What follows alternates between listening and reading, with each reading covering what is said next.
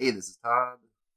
I saw that Unearthed Arcana drop. It seems to be a biggin, all about class feature variants. So I thought I would give it a look this morning and read through it. Alright. I'm going to throw my glasses on to make sure I can see things properly. My dime store, pharmacy glasses, but they'll work until I can get my act together to go get my eyes checked. Here's my coffee mug, but in this case I'm drinking tea. Alright, let's get right to it. Class feature variants. The standard boilerplate. This is playtest content. This document provides playtest options for every class in the player's handbook. Well, that's just fine. Each class in Dungeons & Dragons gains features at particular levels. Have you ever wanted an alternative to one of those features? Or do you have a feature that gives you options to choose from and you'd like more options? Well, who doesn't love more options to choose from? Oh, there we go. If your answer is yes to either of those questions, then follow me. Then the following class feature variants are for you. Here you'll find the features that replace or enhance the normal features of your character's class. The class feature variants each specify which feature they replace or enhance. Okay, this is... And of course, as usual, the DM decides which of these options are available to the characters in a campaign, so of course, don't just drop these in to your character sheet. Ask your DM first. Okay, let's get in with, here we have one. I guess this one applies to all classes or any classes. The following variant is available to every class in the game. This is one's called Proficiency Versatility. It's 4th level and higher. It says it enhances ability score improvement. Whenever you gain the ability score improvement feature from your class, you can also replace one of your skill proficiencies with a skill proficiency offered by your class at 1st level. Proficiency you replace needn't be from the class. This change represents one of your skills atrophying as you focus on a different skill. Let me read that again. Whenever you gain... Alright, I don't need that part. Replace one of your skill proficiencies with a skill proficiency offered by your class at 1st level. I guess I'm not exactly sure what that means. So you take one of your skill proficiencies and you're placing it with one offered by your class at 1st level. So this is the thing that is maybe a little bit unclear right off the bat. Does that mean that I'm taking it at what my proficiency would have been at 1st level? I guess that's your character level, what your proficiency is. What I guess it means is by your class... Like, if I'm a barbarian, I've been a barbarian all the way through, don't I have all these class levels at 1st level? Or is this that if I multi-classed into something else, or I'm not sure how that would work. It seems a little bit odd. The wording seems a little bit unclear. I'm not quite sure exactly what they mean with the by your class at 1st level. Because obviously at 1st level, your class usually gives you a bunch of skill proficiencies, but then you can gain ones at other levels. I don't know. Does this have to do with whether you're multi-classing? I kind of want to see what this is in action. Maybe I'm missing something obvious, but it seems a little bit... I mean, I get the idea, right? Is you're able to swap out your skill proficiencies. The change represents one of your skills atrophying as you focus on a different skill. Right. Anyway, I think that needs a little bit of... I could use some clarity. If somebody knows, hit me up with what they mean by that. It does say here, a little gray text, maneuvers from the Battle Master. If you know any maneuvers from the fighter's Battle Master archetype, you have access to options in the fighter's section of this document. Okay? I think are there other classes that give you maneuvers from the Battle Master archetype, or does that mean that you have multi-classed into that at some point? That's another little gray area there. So let's keep going. Okay, this is for barbarians. Survival Instincts, 2nd level barbarian feature, replaces Danger Sense. You become proficient in your choice of 2 of the following skills: animal handling, medicine, nature, perception, or survival. Your proficiency bonus is doubled for any ability checks you make that uses either one of those skills. So I guess the theme, at least, of these initial changes is the ability to kind of update your skills a little bit or fine-tune your skills. I don't remember exactly what Danger Sense is, but maybe if you're in a game that you feel like those are areas that you would prefer to get some extra juice in, then I guess that's good. Instinctive Pounce, 5th level barbarian feature, replaces fast movement. When a creature ends its turn within 15 feet of you, you can use your reaction to move up to half your speed to a space closer to the creature. This movement doesn't provoke opportunity attacks. So a creature ends its turn within 15 feet of me. I can use my reaction to move up to half my speed, which would generally be, I guess, about 15 feet, more or less. Your speed to a space closer to the creature. So I have to move closer to the creature, move up to half my speed. I don't provoke opportunity attacks. I notice it doesn't say enemy or anything like that, so it's any creature. So I could use that for a teammate. It'd be interesting to use that, see some possibilities right off the bat for just tactical maneuvering. If I'm fighting with a paladin fighter, some other, one of my group mates, party mates, and they move around 15 feet, if I'm kind of in melee combat, I think generally speaking, they're probably going to be near me, then I can zip around to kind of join up with them. And if I was in combat with something, doesn't get the opportunity to attack me or anything along the way. So that's an interesting maneuver. Gives you some good possibilities. Here is a table of all these class feature variants. Since we're going to go through them, I'm not going to. Oh, it gives you, I see. So it tells you both the classes, the levels, what the base feature, the variant that you can replace it with or enhance. Okay, nice little. I wonder why they put it here and not at the end. It seems like it's very much something almost like an index, but it's there. Cool. So that's it for a barbarian. Now onto the bard. Bard spells. First level bard feature, which enhances spellcasting. The following spells expand the bard spell list. And then it gives you a whole bunch of spells. Did the bard spells really need expanding? I suppose people who are pro-bard will say yes, and maybe other people will say no, but more options are never really a bad thing unless you feel like they're going to step on the toes of a bunch of other things. But there you go. Magical Inspiration, first level bard feature, enhances bardic inspiration. If a creature has a bardic inspiration die from you and casts a spell, the creature can roll that die and add the number rolled to 1 damage or healing roll of the spell. The bardic inspiration die is then lost. Okay, I like it. So you can throw that to your magic user, and then instead of using that for other part, they can use it for damage or health. The health one's kind of cool. I mean, health often I think gets overlooked. People, the current meta logic seems to be that it's better in combat to damage stuff than to heal to keep your comrades up. But when you need it, or if you need it, if you have a single tank or type character, or somebody who's being your meat shield and really eating damage and they're hurting, being able to add bardic inspiration to a healing roll to keep them afloat sounds good. And of course, being able to add it to damage means that regardless of which way your magic users are casting, they can use that bardic inspiration. So that's a nice one. Spell versatility, first level bard feature, enhances spellcasting. Whenever you finish a long rest, you can replace one spell you learned from this spellcasting feature with another spell from the bard spell list. The new spell must be the same level as the spell you replace. Rule tip, cantrips are spells. Cantrips are 0-level spells which don't use spell slots. When a feature applies to spells, the feature applies to cantrips unless the feature specifies that the spells must be a first level or higher, or must expend a spell slot. Okay? So you can swap out spells. That is nice. I think I almost prefer that to maybe the spell expansion just as far as a thing, but I haven't really played much bards in 5th edition, so I don't want to say that their spell list couldn't use enhancement because I don't have first-hand knowledge of it. It doesn't seem to be something that people really complain about, per se, but that doesn't mean that it couldn't use a little help. Or that, some people couldn't find it useful. And of course, if you don't find it useful, you just don't add that to your game. Wonderful how that works. Clerics now. The cleric has access to the following features. Cantrip versatility. First level cleric feature enhances spellcasting. Whenever you gain a level in this class, you can replace one cantrip you learned from the spellcasting feature with another cantrip from the cleric spell list. That's nice. I mean, that's kind of thing that I almost think you should. Maybe, I would kind of house rule that in anyway. I mean, I guess it's good to have it here officially.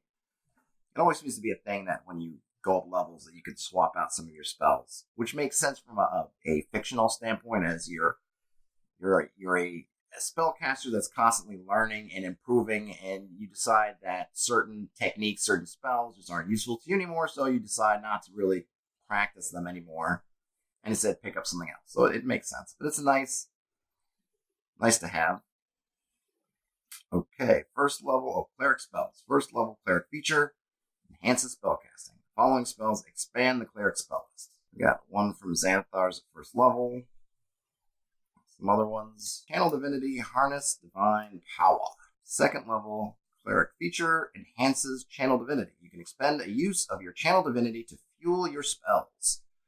As a bonus action, you touch your holy symbol, touch me, utter a prayer, and gain one expended first level spell slot. That's cool. So you're essentially swapping out a Channel Divinity for a first level spell. It's nice to be able to exchange resources like that. Here, now we got 8th level. Blessed Strikes, 8th level Cleric Divine Domain feature. Replaces Divine Strike or Potent Spellcasting. In battle, you are blessed with Divine Might. When a creature takes damage from one of your spell or weapon attacks, you can also deal 1d8 radiant damage to that creature.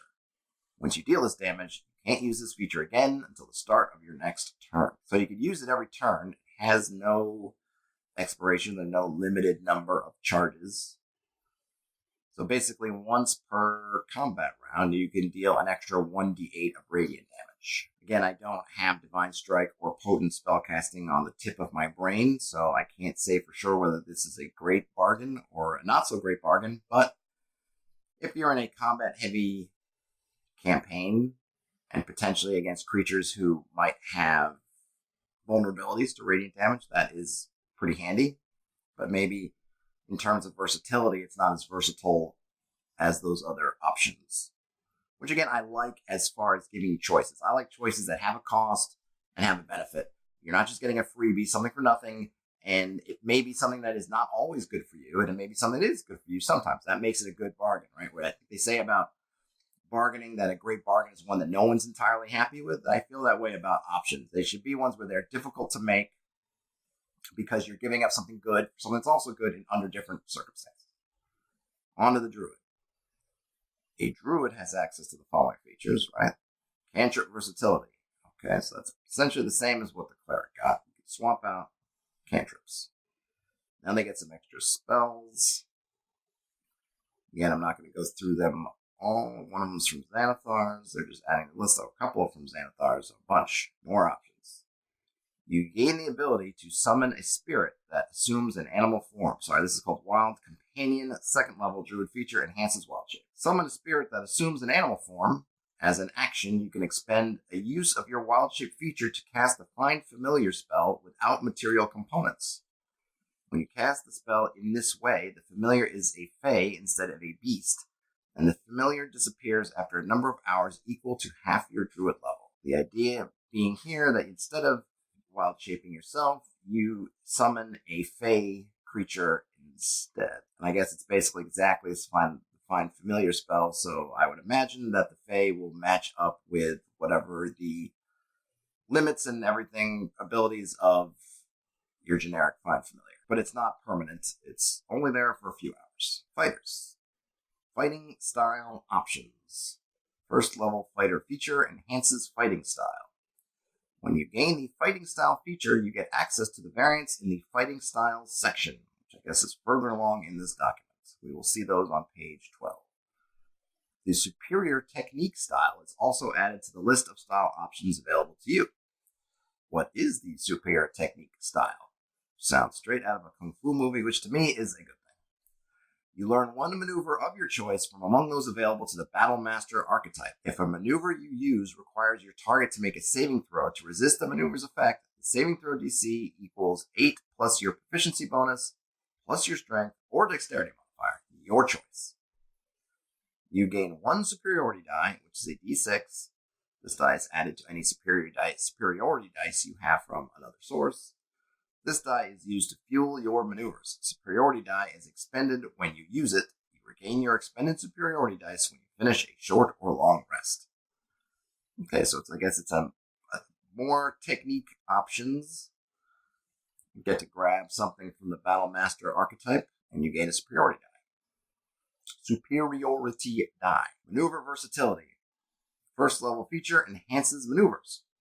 If you know any maneuvers from the fighter's Battlemaster archetype, you can replace one maneuver you know with a different maneuver whenever you finish a long rest. This change reflects your physical and mental preparation for the day ahead. Aha.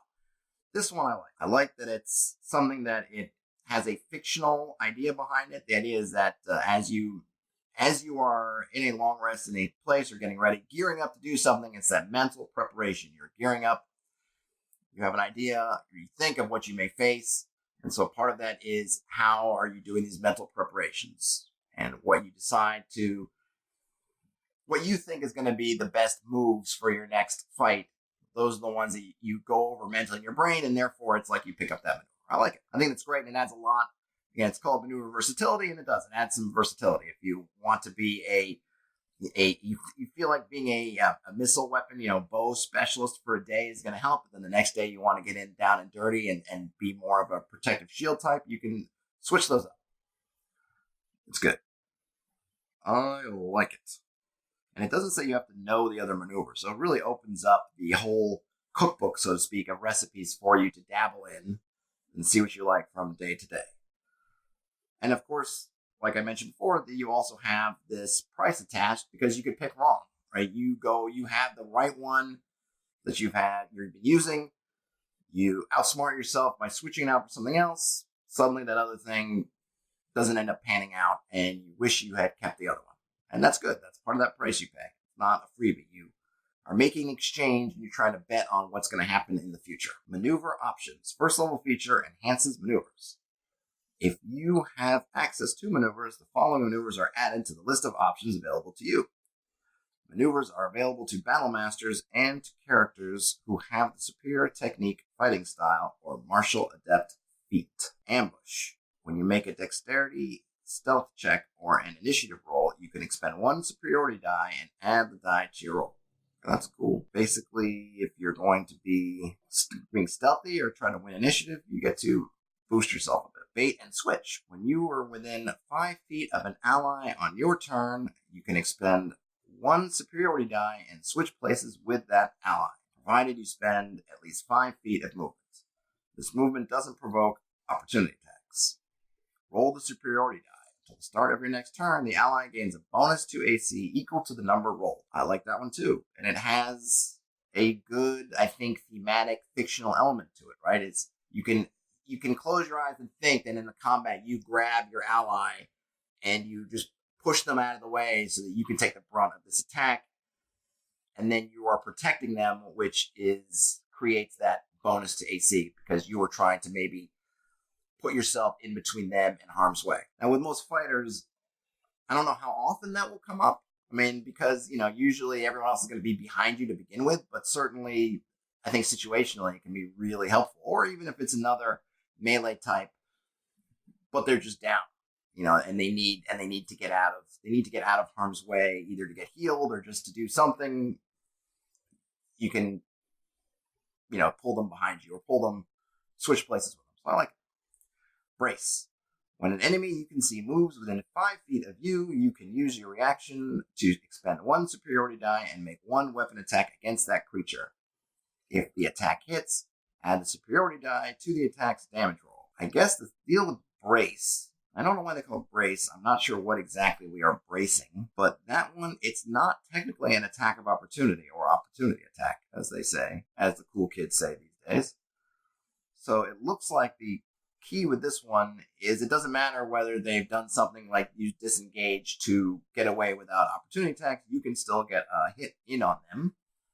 And you get to add a little extra sugar to the damage if you do hit them. Restraining attack. Immediately after you hit a creature with a melee weapon attack on your turn, you can expend one superiority die and use a bonus action to grapple the target. See Chapter 9 in the Player's Handbook for rules on grappling. Add the superiority die to your strength check. The target is also restrained while grappled in this way. Oh boy. I will say, you have these builds that are all built around grappling, and I can just feel them all stampeding to pick up this fighting style option. Or at least it seems to me at first blush. Maybe The grappling specialist will tell me that there's something better or that it's not worth it.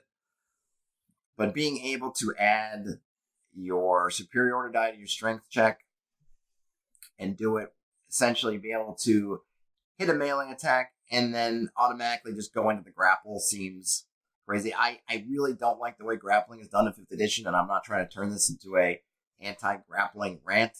And please don't at me with the pros to grappling. Like I just don't like it. It just doesn't jive with me. I don't like it that it isn't really an attack. Just that there's a bunch about it that I wish they would update or change or give me a variant that maybe I'm just better with. But look, that's just my opinion. Obviously, everyone, play it the way you like. But if you are the grappling type and you like it, it's definitely a cool option to be able to chain a weapon attack right into a grapple. And thankfully, it says on your turn, so you can't use it, with opportunity attacks or some other craziness to restrain people like that.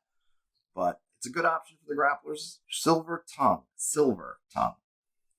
When you make a charisma deception check or a charisma persuasion check, you can expend 1 superiority die and add the superiority die. Boy, I keep just fumbling through that. Add the superiority die to the ability check. I wonder why they don't include intimidate in there. Maybe because intimidate, I guess that's also charisma, right? Yeah, I think so. But that's cool. I like it for the fighters that are trying to be the party faces, charismatic types. I made a 5th edition class. I'm not sure how great it is. I called it the Captain. You could find it on Drive-Thru RPG that was all about a charisma-based fighter that was essentially this sort of role where you were the fighter who's kind of the face of the party. I wanted something that the abilities didn't all revolve around just damaging in combat. I wanted to make it a little bit different. You can check it out to see what I did. But this is definitely interesting, and if I was playing that class, I think it doesn't use superiority dice in this way, but that's definitely something I would say, oh yeah, and tack that onto it. Being able to add a die like that to your ability check is nice. Snipe. As a bonus action, you can expend 1 superiority die and make a ranged weapon attack. You can draw a thrown weapon as part of making this attack. If you hit, add the superiority die to the attack's damage roll. I like it. Again, the name, kind of like I don't quite understand where brace is. I understand about underworld sort of mob fiction parlance, and they talk about bracing somebody as kind of beating them up.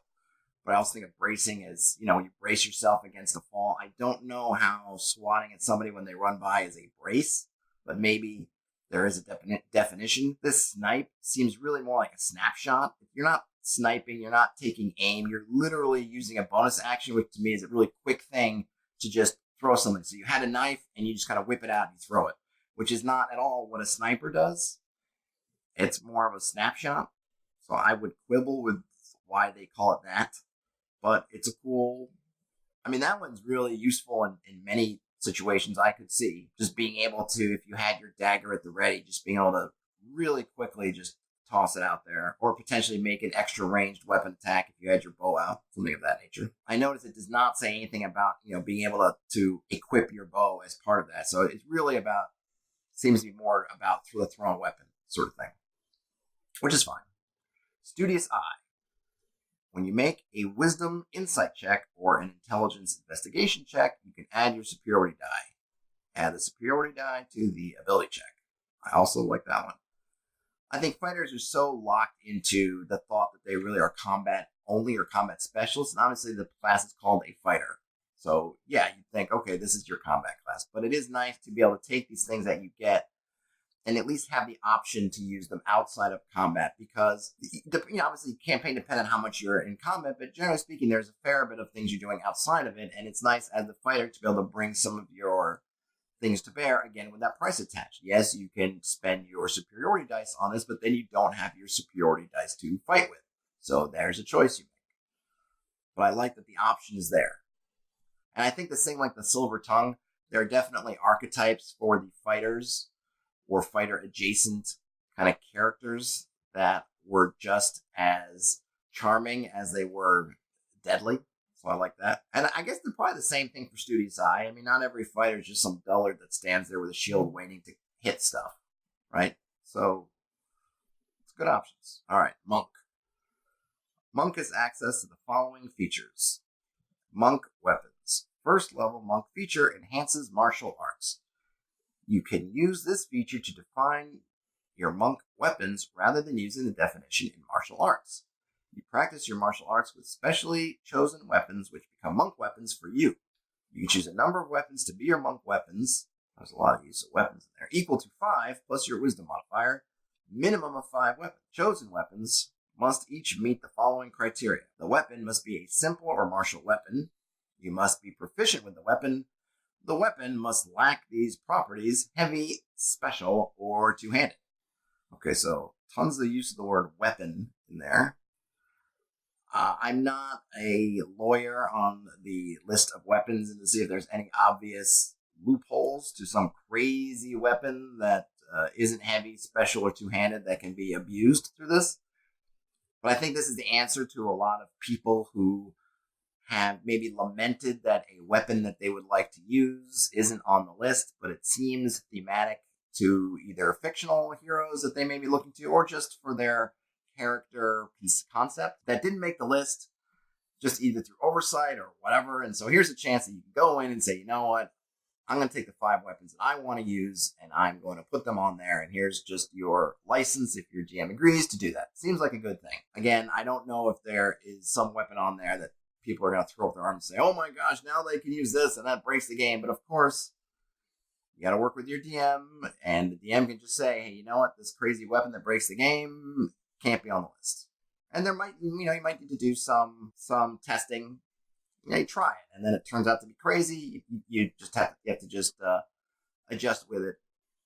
This is all playtest material, so they haven't tested. I'm sure they haven't tested every combination of weapon and monk abilities. So but again, given that you may need to amend it, it seems like a cool thing. It seems like a good thing.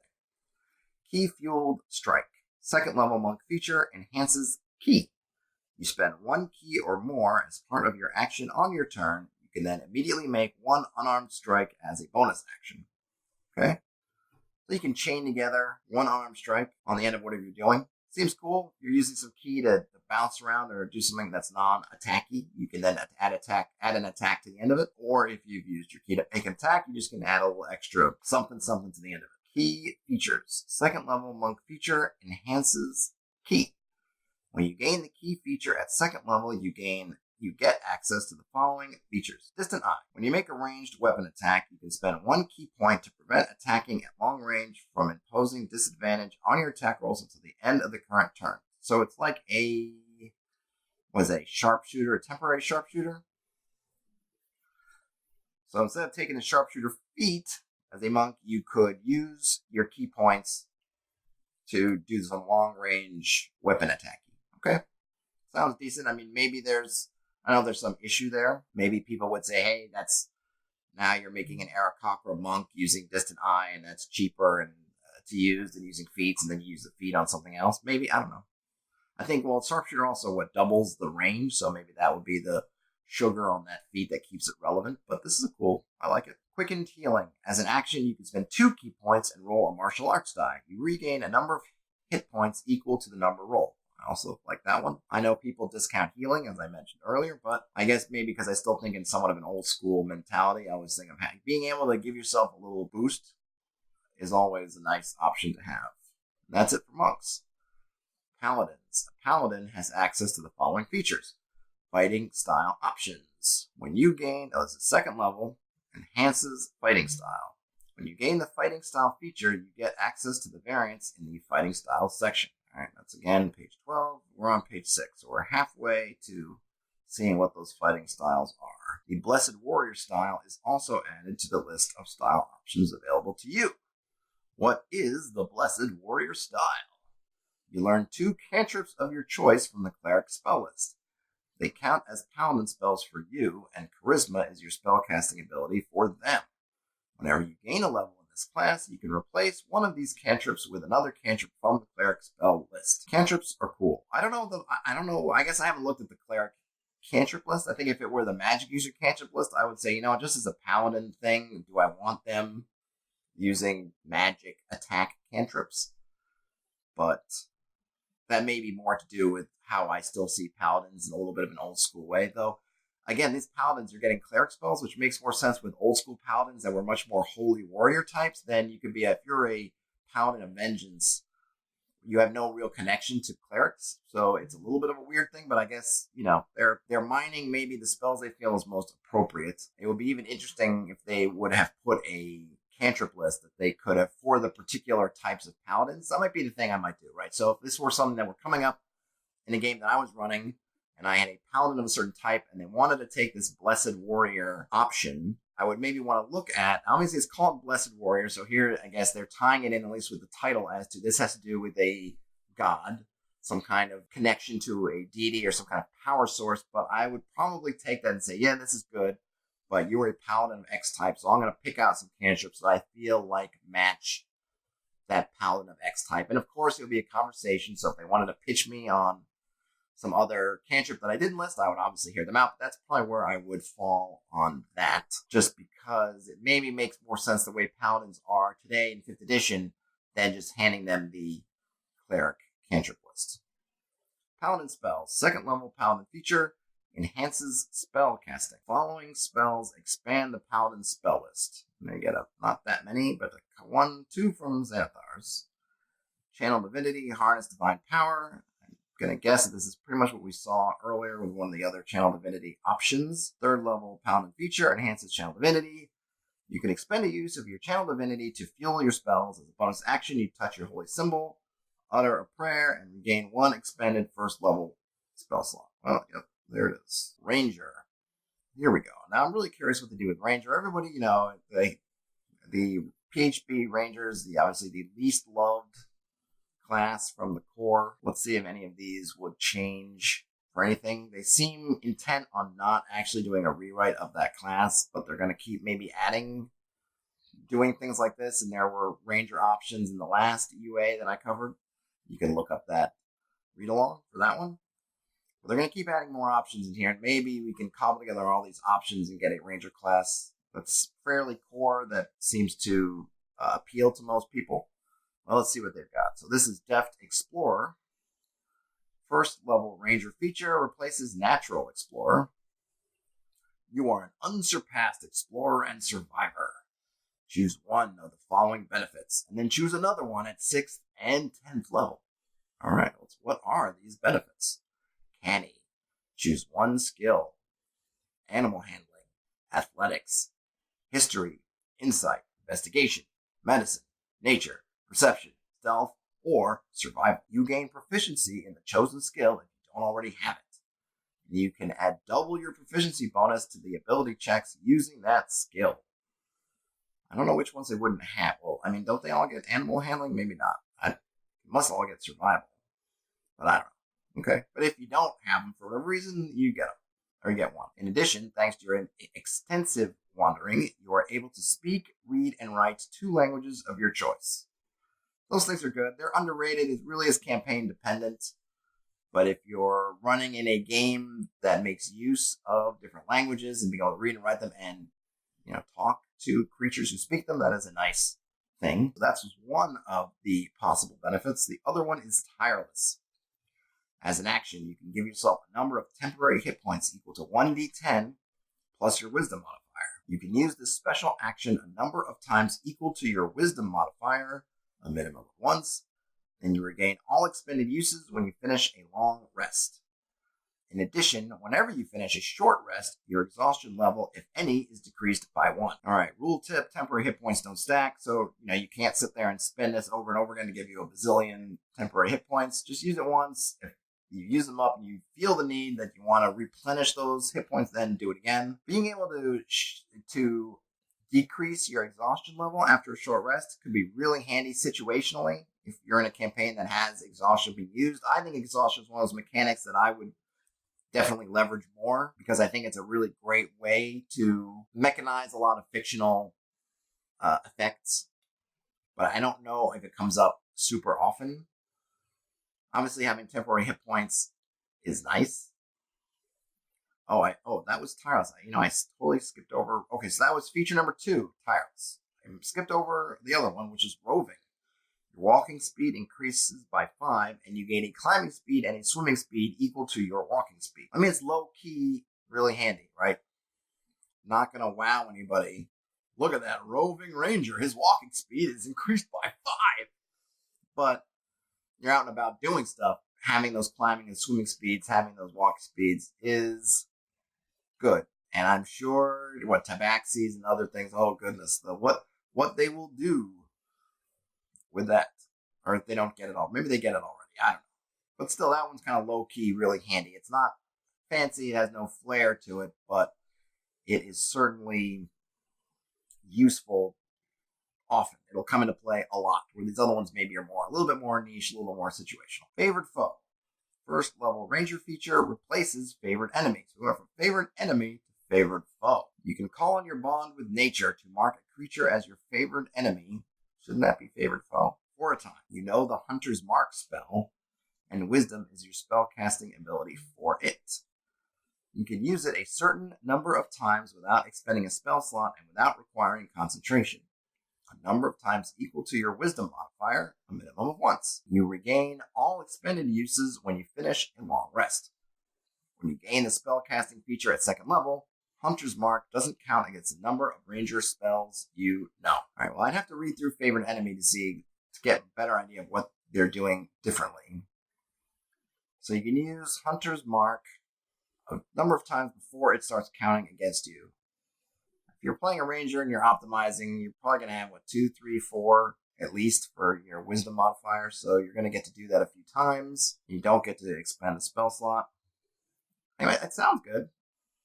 I'd have to directly compare it to favorite enemy to see a little bit more how they compare to each other. I wonder sometimes if there isn't a better way than all this tracking of stuff. You have to, you have to track how many times I've used it, compare that to my Wisdom. So, there's a little bit of extra tracking there, but there probably was extra tracking anyway. Like I said, I haven't read favorite enemy in a while, but okay. Here we get some fighting style options. Second level ranger feature enhances fighting style. When you gain the fighting style feature, you get access to the variants in the fighting style section. All right, back to that stuff on page 12. The Druidic Warrior style is also added to the list of style options available to you. All right, let's see Druidic Warrior. Not to be confused with the Ultimate Warrior. You learn 2 cantrips of your choice from the Druid spell list. They count as Druid spells for you, and Wisdom is your spellcasting ability for them. All right, so it's the same one we've seen before. You basically get to grab some cantrips from the Druid spell list. This one thematically makes more sense to me than the Paladin one, just as far as how they fit together in the fiction. The Druids and Rangers are both woodland style types. I forget when 4th edition they had the same power source, which I believe, but I can't remember what that was now. But they mesh together better now, and still in 5th edition, than Paladin and Cleric do now. Back in the day, or even I guess it's probably even in 4th edition, certainly earlier than that, there was a much closer relationship between Clerics and Paladins, but they sort of sundered that for at least I think most of the subclasses of Paladin. This one makes more sense. I'm not going to read through the ranger spells they're giving you, but again, more options. Looks like these are just core spells. Nothing from Xanathar's. Spell versatility. Second level ranger feature. Enhances spell casting. Whenever you finish a long rest, you can replace one spell you learned from the spell casting feature with another spell from the ranger spell list. The new spell must be the same level as the spell you replace. I like it.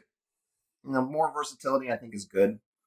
You're not locked in quite so much. Spellcasting focus, second level ranger feature, enhances spellcasting.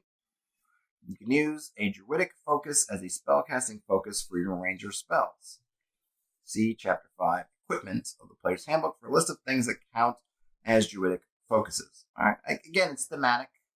They're already tied closely to druids, so let them use druidic focuses. I don't know if that affects in combat and things, depending on what your ranger's like. If he's a bow ranger, he's not really going to have hands free to have a focus. I don't know if there's a druidic focus that they can, that they don't have to be touching. I don't remember exactly the rules for that, but it's cool. Thematic. Primal Awareness, third level ranger feature, replaces Primeval Awareness. I love these things where they're basically just taking out a couple of letters or just using a synonym. So we went from favorite enemy to favorite foe. Now, primeval awareness is now primal awareness. You can focus your awareness through the interconnections of nature. You learn additional spells when you reach certain levels in this class. if you don't already know them, as shown in the Primal Awareness Spells table.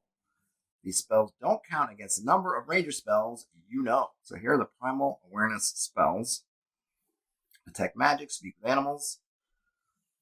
Let's see, focus your awareness. Okay, so I guess as far as, I'm just thinking in terms of this fiction here, right? You're focusing your awareness, looking at how all the things of nature, it's one of those scenes in the movies where the character is hearing and just feeling everything happening around them. The roots tunneling through the earth, the plants reaching for sunlight, the insects buzzing. And so I can see then in terms of that if there's something that's magic, right, it has a little bit of difference. It's either extra, if everything is normally at a certain level of activity or being, that there's just this heightened, that magic it would be like something that's, gold amidst copper, right? It just has just a higher just bling in a sense, or otherwise it just stands out from everything else that's happening. So that makes sense. Speak with animals, of course, makes sense in that regard. Beast sense, same thing. Locate animals or plants, same. Speak with plants, locate creature, commune with nature. Yeah, all those fit. I mean, the biggest stretch is maybe detect magic, but I feel like I can see what they're working on. I can see how detect magic could fit in with that. Everything else seems pretty much like, yeah, it makes total sense given what rangers are and what they're doing, that they would have access to that. You can cast each of these spells once without expending a spell slot. That's nice. Once you cast a spell in this way, you can't do it so again until you finish a long rest. So each one once, and then you need to wait a long rest. Decent. I mean, it's one of those things that the detect magic seems a little bit superfluous, but party composition is going to go a long way. If you have a lot of magic users, you probably never will feel the need to cast that detect magic, because everyone else is going to have tons of slots to burn on casting detect magic. In a different kind of party, maybe nobody's got it, and it's nice to have in your back pocket. Fade away. 10th level ranger feature replaces hide in plain sight. You can use a bonus action to magically become invisible along with any equipment you are wearing or carrying until the start of your next turn. Once you use this feature, you can't use it again until you finish a short or long rest. So you literally become invisible, but it only lasts till the start of your next turn. That's nice. I don't have hide in plain sight just in the front of my brain. This seems more powerful because I don't remember there being something that makes rangers literally invisible, but it expires quickly. But still, it's good to get out of dodge if you need to really just get the heck out of there, or you really need to sneak by something. That's definitely a bonus, a benefit, but you don't get to hold it for very long. Ranger companion options. All right, this will be interesting. 3rd level Beast Master feature enhances Ranger's companion. While wandering the wilds, a ranger encounters many sorts of animals, some of which the ranger might befriend. This friendship can arise from successful use of the animal handling skill or the animal friendship spell. If the resulting bond is strong enough, the animal might join the ranger on adventures.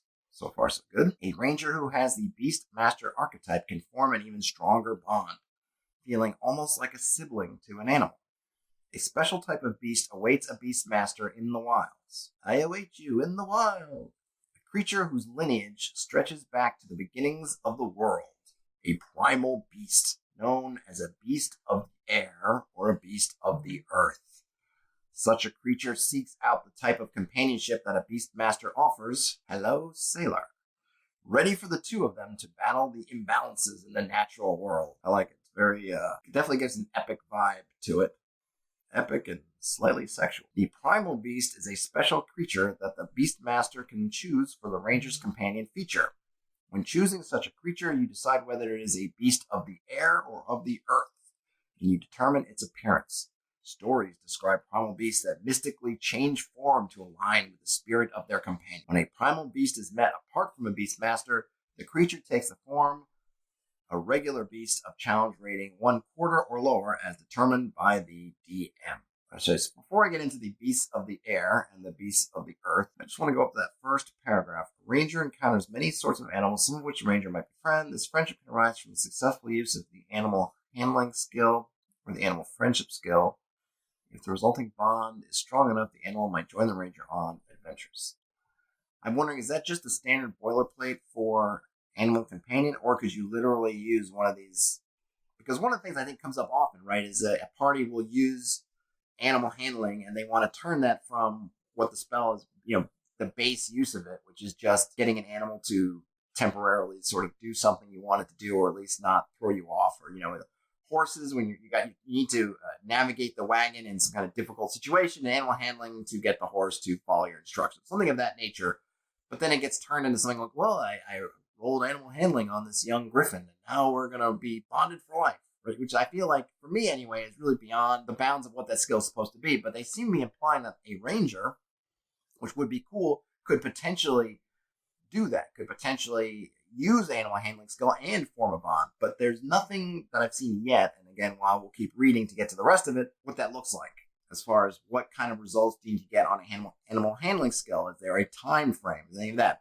So I don't know if that's just the regular sort of boilerplate that's just supposed to be, just flavor and have no impact, or if that's really something. But anyway, here we go. Let's get on to the special bits of it, the beast mastery bits. Beast of the air. Small beast, neutral, 13 armor class, hit points. Okay, the beast constitution modifier plus your wisdom modifier plus 5 times your ranger level. Okay, and it's got 60 feet flying speed, 10 feet speed on the ground. All right, saving throws, blah, blah, blah. Your average beast stat block, nothing super amazing yet. Okay, it's got dark vision, understands your languages. It can do a flyby attack. It's got, let's see, primal rebirth. If the beast has died within the last hour, you can use your action to touch it and expend a spell slot of first level or higher. The beast returns to life after 1 minute with all hit points restored. Okay, I guess you got to be careful that you have access to the body. You got to be able to touch the body. So if it gets incinerated or falls into a bottomless pit or implodes in 2 bags of holding that have kissed, then you might be out of luck. But beyond that, you got a pretty good chance to bring it back. Ready companion. As a bonus action, you can command the beast to make its shred attack or to hide.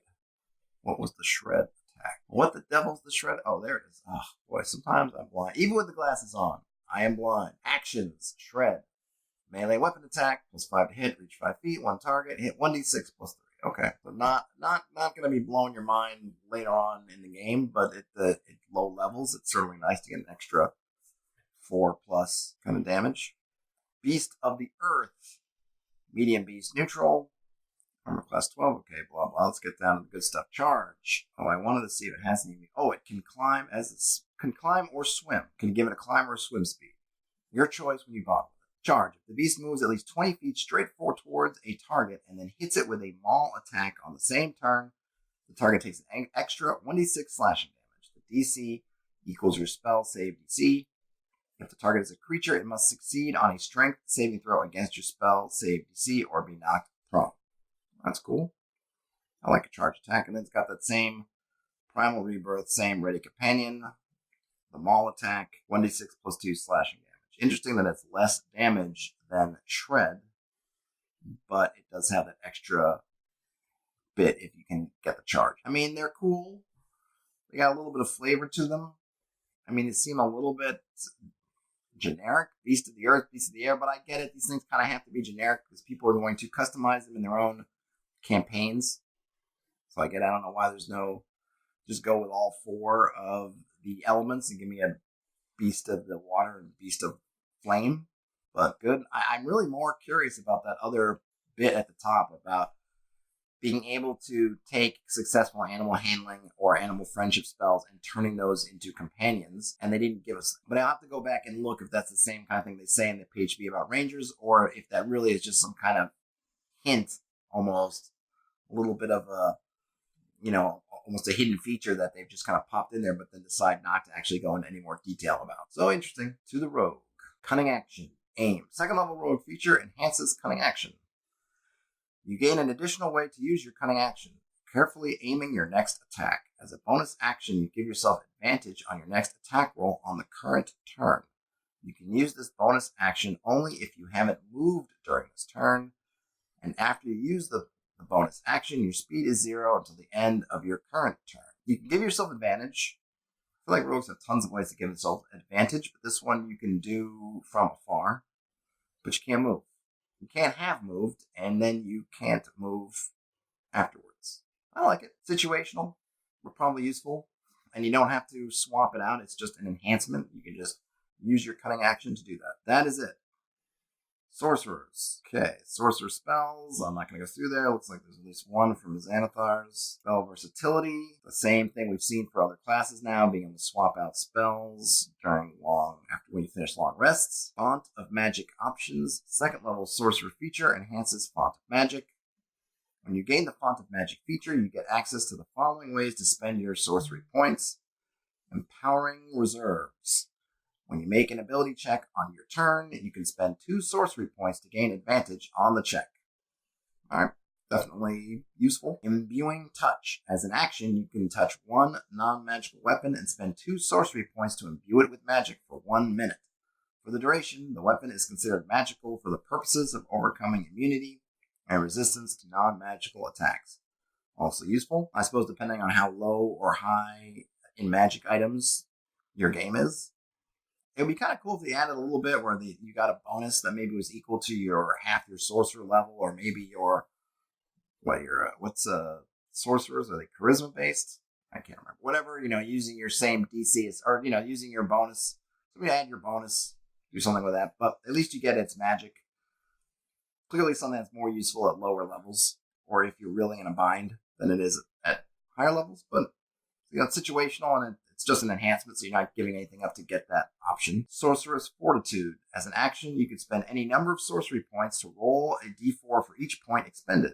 You gain a number of temporary hit points equal to the total roll. That was nice, because this one, we said before, the other option, you could only use it once at a time to just get a set number of temporary hit points.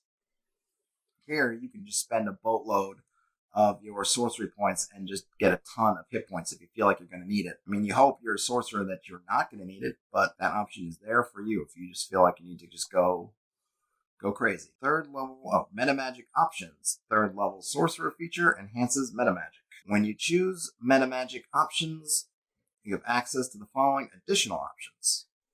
Elemental spell. When you cast a spell that deals a type of damage from the following list, you can spend 1 sorcery point to change that damage type to one of the other listed types.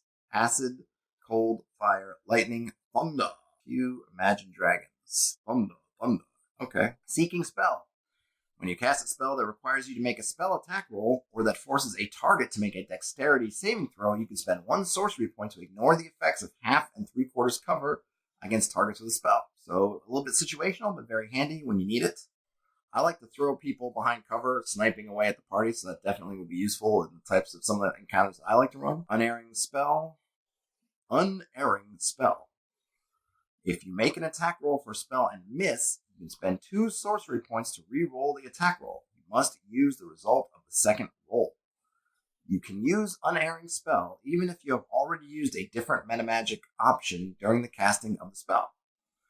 That's handy. It would have been nice if you could say, hey, you can spend 2, and then maybe say you could spend 2 more to give yourself advantage. I don't know, some way of amping that up a bit if you want to spend more points, but useful.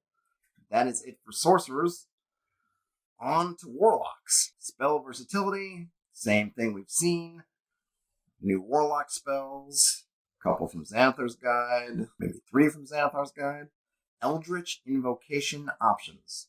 Let me tell you, I do love me the word Eldritch. When you choose Eldritch Invocations, you have access to the following options. Bond of the Talisman. This one's high level, because really it's been interesting so far that all these options have been low levels, maybe kind of mid-level at the most. This one's just go right up to 12th level already. This is a Pact of the Talisman feature. Those are the prerequisites. So you have to be Pact of the Talisman, or you have to have that feature, and you have to be 12th level. While someone else is wearing your talisman, you can use your action to teleport to the unoccupied space closest to them, provided the 2 of you are on the same plane of existence. The wearer of your talisman can do the same thing using their action to teleport to you. That, I have to say, I like a lot. I can see so many cool uses for it, but of course, I haven't had to read through, I imagine, and again, I'm not intimately familiar with Pact of the Talisman, that you probably want to have your talisman on you as opposed to not on you. But it's just one of those cool things that you see a lot. I think of, automatically off the top of my head, I think of Dragon Slayer. In the movie, spoiler alert, the old wizard who these villagers want to recruit to slay their dragon for them, he realizes he's too old to make the journey. So he sets up a situation in which he is going to be killed. But what he does as part of that act that he puts on, that ritual, is he puts his soul into a ring, or not a ring. It's really like a talisman, a little gem that hangs. I think he wears it. Maybe it might be a ring. I don't remember, but I believe the character wears it around their neck. And that way, when that character takes this long trip to the village, he essentially carries the wizard with them. And I could see this being used in the same way. It's almost a get out of jail free thing. You have this talisman, you get in trouble, you can bamf kind of Nightcrawler style and teleport out, or the warlock can teleport to you. I feel like it has a lot of great stuff to it. And I'm assuming that the cost is in there because if this other creature has your talisman, then you don't have access to it for whatever other stuff you're doing. But I really like that. Might be my favorite thing I've read in this UA so far. Chain Master's Fury. So this one's 9th level, and you have to be packed with a chain. As a bonus action, you can command your familiar to make one attack. I mean, I'm sure that's low-key useful, but it's, trying to follow up that Bond of the Talisman thing, that's a hard thing to come right after. Because it just feels like a bit of a bummer after that, but I'm sure it's low-key very useful if you're packed with a chain. Eldritch Armor. This is just a Pact of the Blade feature that you can get right away. As an action, you can touch a suit of armor that isn't being worn or carried by anyone and instantly don it, provided you aren't wearing armor already. You are proficient with the suit of armor until it's removed. I mean, that certainly could really come in handy. It looks like there's no limits as to whether it's mundane or magic armor. Just has to be sitting out there. It could be that you find armor in a dungeon and you can just tap it and then you're wearing it. And you could do that until, you stop for a long rest. And there are no limits. So you can do it over and over again if you need to. And you're packed to the blade, so you're probably going to be up close mixing it up. So having the armor is good. Eldritch Mind. You have advantage on Constitution saving throws that you make to maintain your concentration on a spell. Oh, and this is a prerequisite. You got to be packed to the tome. All right, so advantage on concentration checks. Constitution concentration checks. I think they're all Constitution. I don't know. Sure. Sounds good. Again, it's kind of low-key, but it's one of those things, you make all the time. So a power or one of these options that makes that easier to pass is always a good thing. Not sexy, but useful. Far Scribe. 5th level, another Pact of the Tome. A new page appears in your Book of Shadows. With your permission, a creature can use its action to write its name on that page, which can contain a number of names equal to your Charisma modifier, minimum 1. You can cast the Sending spell targeting a creature whose name is on that page without using a spell slot and without using material components. To do so, you must write the message on the page. The target hears the message in their mind, and if the target replies, their message appears on the page rather than in your mind. The writing disappears after 1 minute.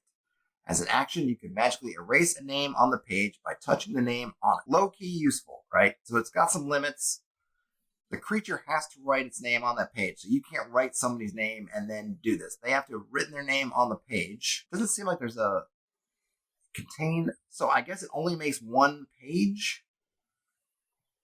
I was going to say, well, why don't you just make a whole bunch of pages and put 1 name on each page? But I think the idea is that you can only have a number of these going equal to your charisma. But then you can cast a sending spell, and it looks like you can do this over and over again until you erase the name from the page. And you don't use the spell slot to do the sending. So that's cool. The writing disappears after a minute, though. But I don't know. I guess you're sending and they're replying right away. There's no delay. You should just be able to read it and see it that way. So I guess there's not really much of an impact to it just being there a minute. But you'll have to write it down again or remember it. You can't always just say, hey, DM, I did that sending 3 days ago. What did the guy tell me back? Because the DM can say, hey, man, that stuff disappeared after a minute after they told you. So you got to remember it. Not my job. Gift of the Protectors. Prerequisite 9th level, another Pact of the Tome. Pact of the Tome getting a lot of love right here. A new page appears in your Book of Shadows. With your permission, a creature can use its action to write its name. Hey, where have I heard that before? Which can contain a number of names equal to your charisma. Okay, so same as before. But let's see, what's the new bit? When any creature whose name is on the page is reduced to 0 hit points but not killed outright, the creature magically drops to 1 hit point instead. Once the magic is triggered, no creature can benefit from it until you finish a long rest. As an action, you can magically erase a name on the page by touching the name on it. I mean, that's a low-key cool one, right? If you're optimizing and your charisma is a +3 or +4, that means that in most parties you're going to have everybody or almost everybody's name on that page. And then it's like giving them all that, was it the half-orc feature of when they get dropped, they go to 1. I mean, the only thing is you just can't be overkilled, where you're dead, just auto-dead. So that's one limitation. But that's very cool. There doesn't seem much downside to just having everybody write their names in the book. And of course, if you want to be a jerk, you can go in and erase them without them knowing. Investment of the Chain Master. You got to be packed to the chain. Makes sense. It has chain in the name. So what are we investing here?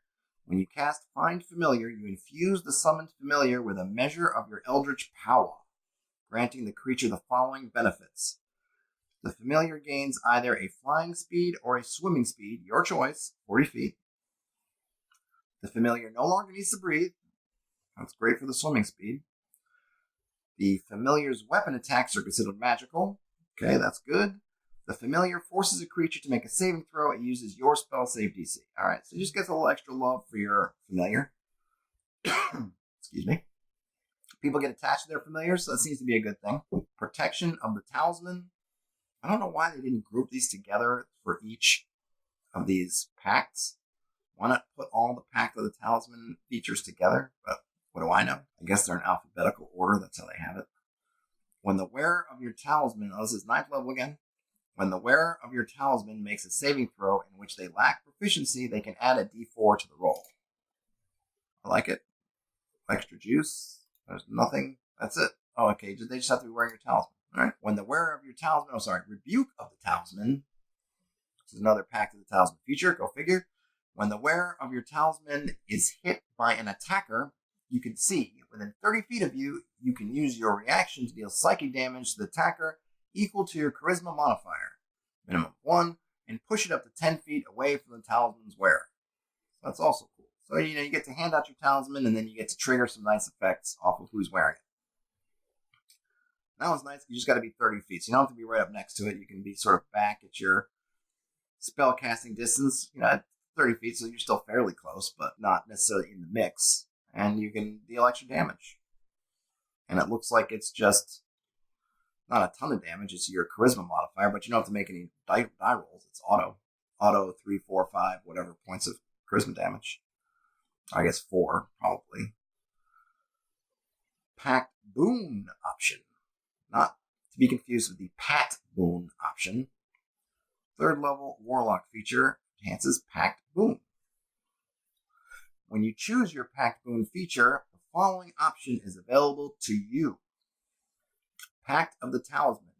Your patron gives you a special amulet, a talisman that can aid you or anyone else who wears it when the need is great. When the wearer makes an ability check with a skill in which they lack proficiency, they can add d4 to the roll. Didn't we just see this before? Okay. If you lose the talisman, you can perform a 1-hour ceremony to receive a replacement from your patron. The ceremony can be performed during a short or long rest, and it destroys the previous amulet. The talisman turns to ash when you die. I see. So we've been talking about this Pact of the Talisman stuff, but I guess that wasn't an existing pact. This is now the pact, or that's part of it. You can, instead of taking one of the other boons, you take the talisman boon, which then gives you access to those other powers. All right, it would have been nice if maybe they said that up front. Maybe I just skimmed over it. I was assuming that Pact of the Talisman existed somewhere else. But that's it. That's kind of neat, right? So your patron gives you this talisman, this thing, and you can then put it on other people, and they do stuff, and you can do stuff, and you can teleport to them, and you can heal them, and you can do damage for them. You can just do a bunch of stuff with it. But of course, you're giving up something to get the amulet, so it's not for free. Now we're on to the wizard. A wizard has access to the following features. Okay, cantrip versatility. We've seen this before. That sounds great. Okay, some wizard spells. Sounds great. That's about it. So you get to swap out your cantrips, you get some extra spells. Not like the wizard needs any help, right? So there we go for wizards. All right, now we haven't gone through half of page 12. As we have heard about so many times leading up to this, drumroll please, here are the new fighting styles. New ways to use the fighting style feature of the fighter, paladin, and ranger. Martial versatility. All right, so we've kind of seen this before. Cantrip versatility. Let me guess, this is going to be, oh yes, whenever you gain a level in a class that has a fighting style feature, you can replace a fighting style you know with another style available to your class. Represents a shift in focus. Yep, here are the style options. Now, this is what I want to see. Blind fighting.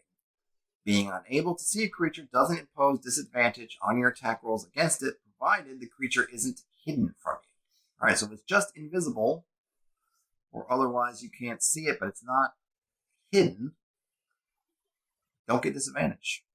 You don't care. You're just going to work. Interception. When a creature you can see hits a target that is within 5 feet of you with an attack, you can use your reaction to reduce the damage the target takes by 1d10 plus your proficiency bonus to a minimum of 0 damage. Okay.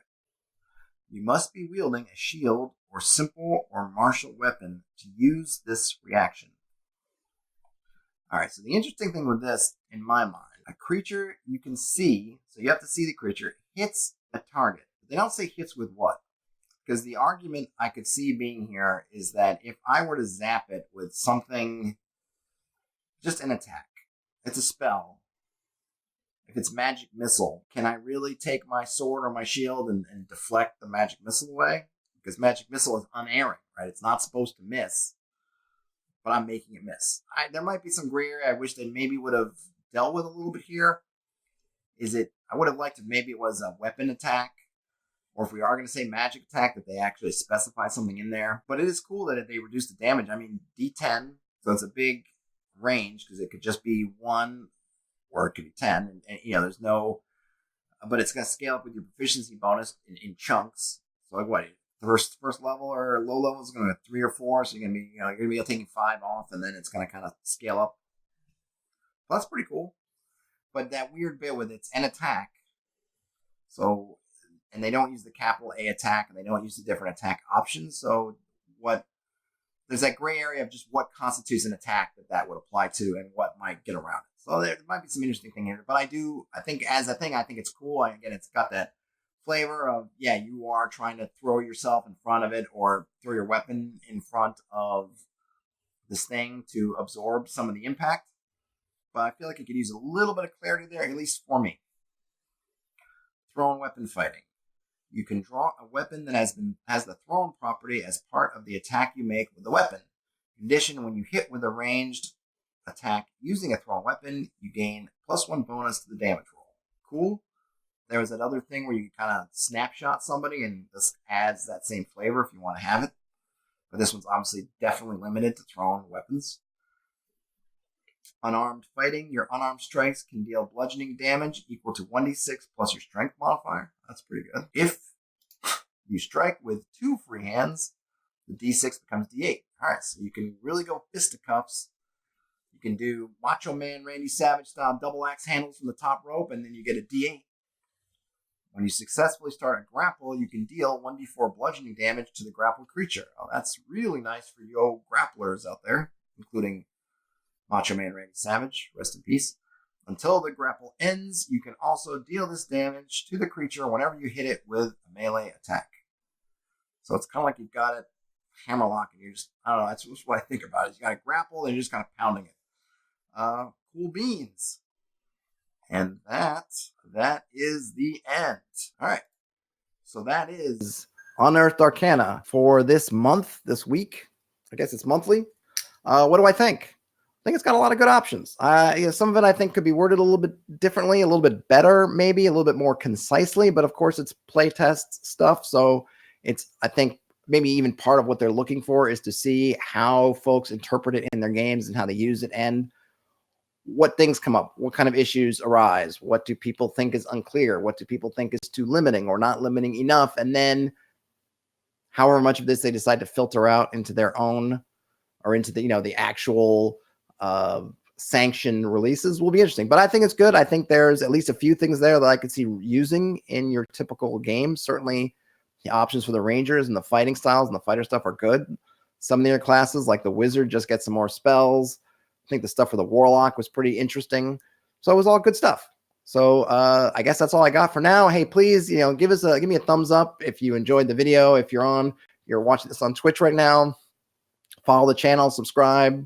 If you like this stuff, if you're seeing this later on YouTube, or I will put up a podcast version wherever you find the content. Give me a thumbs up and give it a like and subscribe if you appreciate this stuff.